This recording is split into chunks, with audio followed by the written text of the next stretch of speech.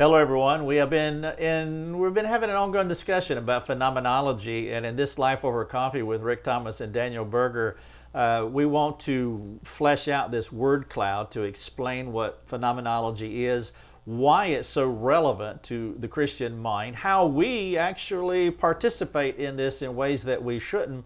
And so we're here doing this video. Daniel, phenomenology. We've talked about Jordan Peterson as he's wrestling with this in his own life. By the way, the previous videos, they're here, you can watch them. I would encourage you to do so because this is a wonderful series talking about a big subject, but you're breaking it down for us. And so phenomenology, this word cloud that I was talking about, there's a way of thinking about this. So I'm just going to let you run with it and begin to just explain to us what phenomenology is. Yeah, so I in the last video, encourage you to watch it if you haven't, we talked about the secular view of two things. First of all, subjective view of self, or what we would call the soul, they would call consciousness. And then the second thing is simply understanding or interpreting phenomena that occur to you. You could use the word experiences in life. So we're all going through life with a view of self, and then when things occur, whether it's a broken relationship, traumatic experience, we have to interpret those things. So there's no objectivity. You can't just remain on an objective level. So Peterson was talking about the objective and then the narrative that we all kind of walk away with. What's fascinating is I have found 5 things that, especially psychiatry is just one phenomenology. It's actually faith. People don't realize that. They think it's evidence-based. But here's the thing. All approaches to the soul are evidence-based, but they're very limited in their evidence as far as scientific method and objective exploration go. So all of this really is faith-based. So they can claim evidence-based all they want. That's just one phenomenology. So here are the 5 things, and as you'll see, these 5 things apply to our Christian worldview as well. So first thing that we've already discussed is our view of our own image, self, who we are, our identity. All those words can be used there. The second is just simply describing. So if I use psychiatry as an example, all these alleged psychiatric disorders are simply descriptive. They describe something. The first one was what? Is a view of self. The first one is identity. Yeah. And the second one is what? Is description. Descriptive. Okay, describing. Yeah. So, and we've done videos on descriptive psychology, but this is the utility here because essentially, if you describe someone, then they begin to identify not just with you, but with your especially if you're considered an authority, they begin to identify with your conclusion about them. So the description can shape the identity. Absolutely. And this happens in, I've seen this in abusive church situations where, in marriages where someone is saying, you are this and this and this and this, you must be a narcissist.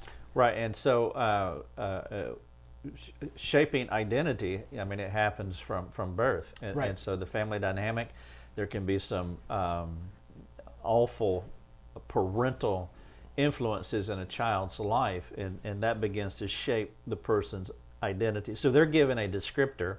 Right. You know, you're no child of mine, you're an awful person, I don't like. They're describing. Right.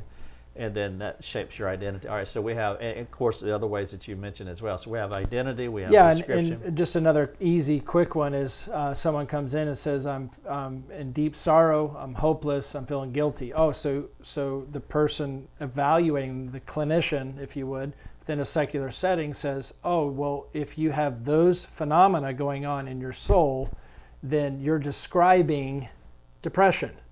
So what they've done is they've taken the description and they've labeled them, and then that person goes, oh wow, I am depressed, and they go around telling people I am depressed. They begin to take on that phenomenology. So you can see how this works circular to, they didn't actually explain anything, they just put a label to the description. That's all. It reminds me of one of the first counseling sessions I ever had 25 years ago. I was sitting in an office with a guy, And he was describing all these different things that he was doing and so forth. And he said, I just think I'm an angry person. And then he went on and talked, and I had no clue. I had no clue what I was doing. And so finally he looked at me, and it was my turn to talk. And I said, I think you're an angry person. That's all I had for him. And so I gave him that label. Now there's truth. He's an angry person, but there's our counseling can be a little deeper than just feeding back to what they're saying. But at the same time, we do operate on descriptions. I mean, that's we're gathering information in the preliminary or the first time we meet with anyone for any situation.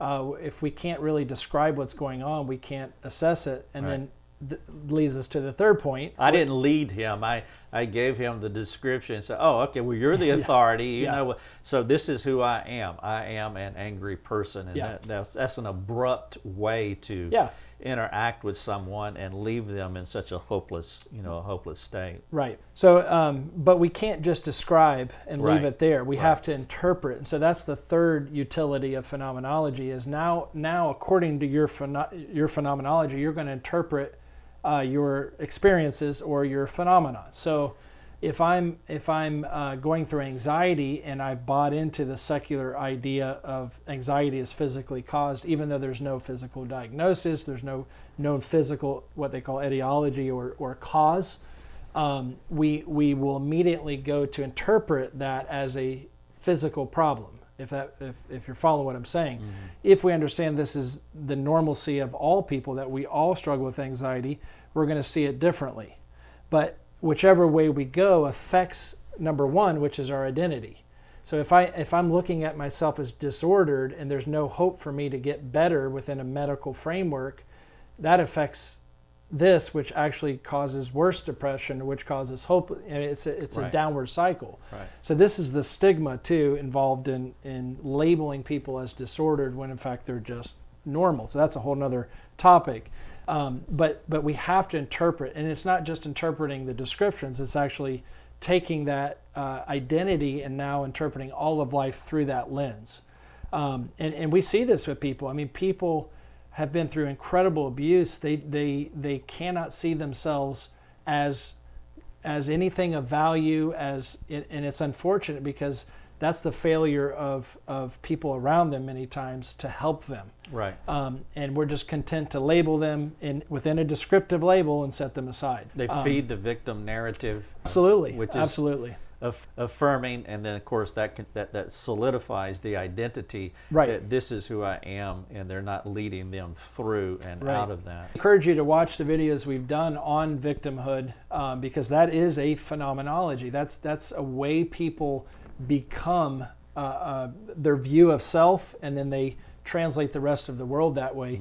Mm-hmm. And it's destructive. I mean, you go into a marriage relationship with the victimhood mentality, you're probably not going to walk out in a healthy marriage. Right. And so interpretation is key. And then within psychiatry, there's a fourth thing, which is within their phenomenology, they're determining whether people are normal or disordered.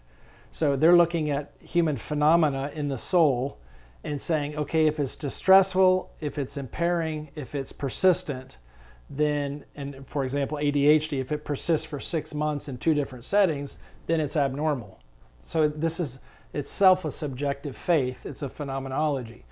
And then the fifth is, again, a marketing, if you would. It's evangelism. It's saying, if you go to a Freudian psychoanalysis and you sit down with them and you buy into what they're saying about your problems and your struggles, you are accepting their phenomenology, their faith. You're becoming a disciple of Freud, whether you realize it or not, just as they have.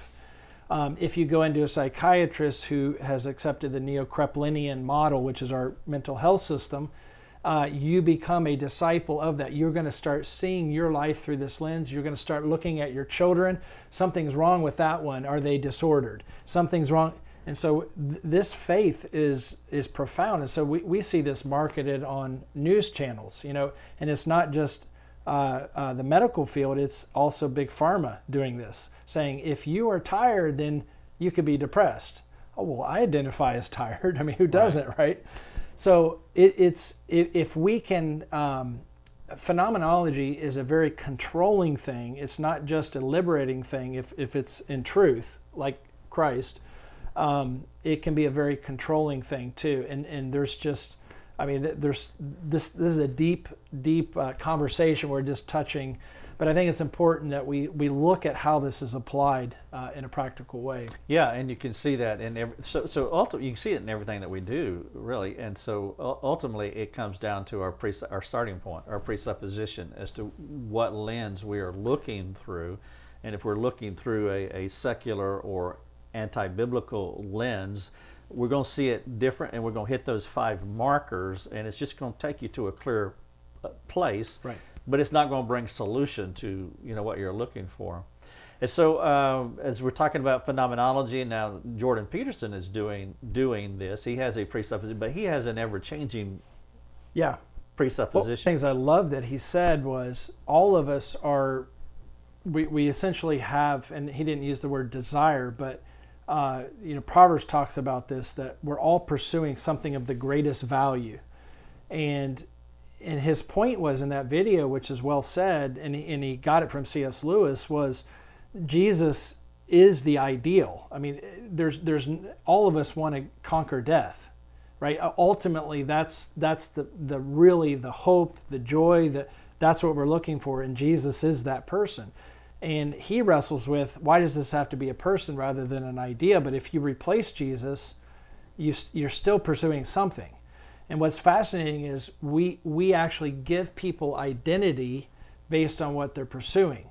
So I've done many things in my life. I've been a contractor. I've been a school administrator. I've been a counselor. I've been a realtor. I've been all these photographer. I've done all these different things. And because I pursue those things, people say, you are a carpenter, you are a photographer, you are a pastor, you are a counselor, you are an author. And so we give identity. And in other words, our entire society functions on phenomenology, and really what a person pursues, even if they don't like what they're doing, they're living for that. Right. And that's, and Peterson rightfully says, that's worship. That is whatever you're giving most value to and pursuing, you're worshiping. And he said, and we're meant to have a community of like-minded worshipers.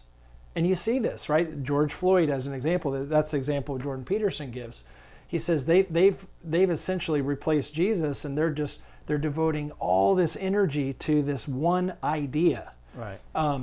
And that's the beauty of Jesus, is he doesn't just give us identity. He sets us free from the bondage of all these other false pursuits that actually ensnare rather than free us. Yeah, that's an excellent way to wrap up. We're talking phenomenology. If you have any questions or you want to talk to Daniel or myself, you're welcome to do that. You can jump on our website. We have a community forum where we can discuss all of these things. Also, if you have any suggestions for topics that you would like for us to cover, just put those in the comment section of these videos and we would love to consider it.